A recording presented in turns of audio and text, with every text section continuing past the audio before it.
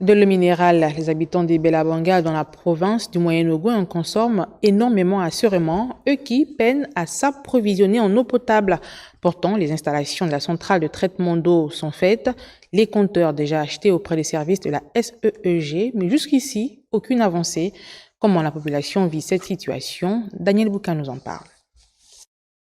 Les habitants des Bela-Banga ne savent plus à quel sens se vouer. Voilà plus de 20 ans aujourd'hui que les riverains éprouvent des difficultés à s'approvisionner en eau potable. Pourtant, des travaux d'adduction ont été réalisés par la SEEG. Et Bela-Banga était un grand village, près de 5 à 6 km de long.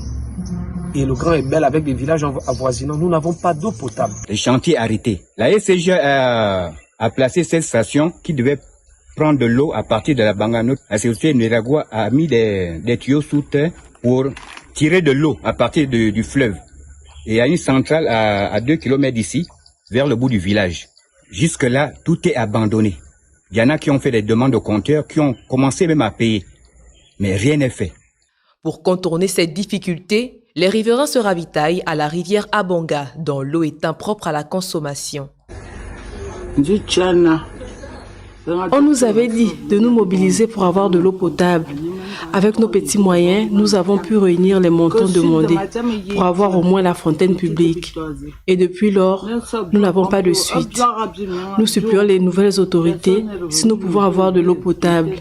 Ici, les gens meurent tous les jours et nous développons les maladies parce que nous consommons de l'eau sale.